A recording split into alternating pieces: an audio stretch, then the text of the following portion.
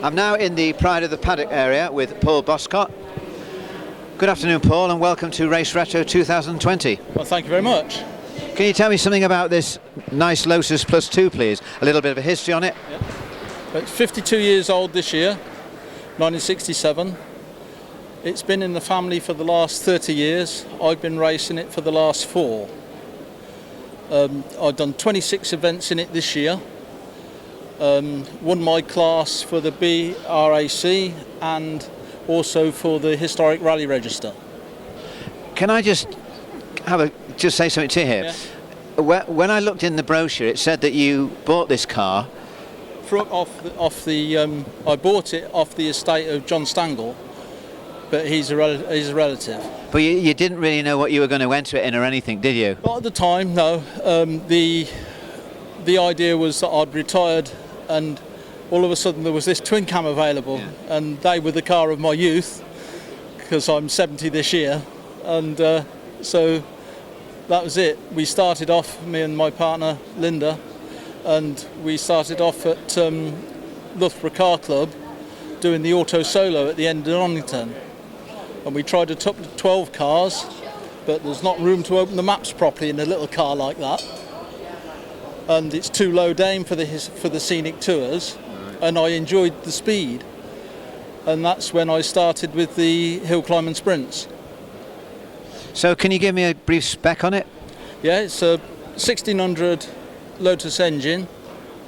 The drivetrain is all aluminium. That's an aluminium bell housing, gearbox, rear drive and diff. The car out of the factory weighed 1,400 kilograms. This one weighs just under 800. And what have you actually done to it since you've had it? The main things I've done to it is an electric fans for the cooling, because with the hill climb and sprint there's quite a lot of hanging about at the start and finish. An aluminium fuel tank so that you can see how much fuel there is in it, and the race seats and seat belts to make it suitable to race in. So now you've done a little bit, now you know what it's all about, so to speak. What are you going to do this year? This year I'm doing the BRAC Connaught Championship, right. And my first race this year will be in June at the Coventry Motorfest. Oh, yeah. And so you're going to do all rounds of that, are you? I shan't do all the rounds because I only need to do 10 to qualify. The BRAC run 26 events through the year and the best 10 qualify. But I'm going to start my campaign in June with the Coventry Motorfest. Have you ever thought of maybe doing some track days and stuff? I don't like track days. There's too many people going too fast, and with this being all fiberglass, it wouldn't bounce off anything. So you're going to keep it off the track? I prefer to race 1-to-1. Then I'm not responsible for what anybody else does. If I'm going fast up a hill, that's great. So what venues will you be going to? Later in the year I shall be there in Lotton Park and Prescott.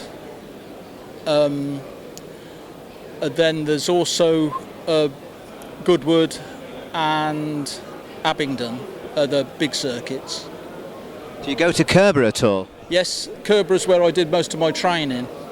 The story there is when I first started it on hill climbing, the only place I'd heard of was Shelsley Walsh, and I went there and the Armco is too close to the car to get it wrong. So I spoke to the instructor and he said, well, why don't you go to Loughborough where there's room to get it wrong a little bit and you can drift it there without coming to too much damage.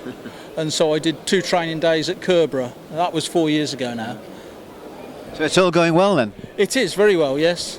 I've only spun it the once, and that was at Lotton, but the marshals helped me out there. Thank you all the marshals that are watching, and we completed the day. So how does it handle? Extremely well. It's got all the characteristics of a good Lotus, and Mr. Chapman designed them that way in the first place. Oh, well, I hope it all goes well again this year, and thanks for the interview, Paul. Thank you very much. Thank you. Thank you. Is that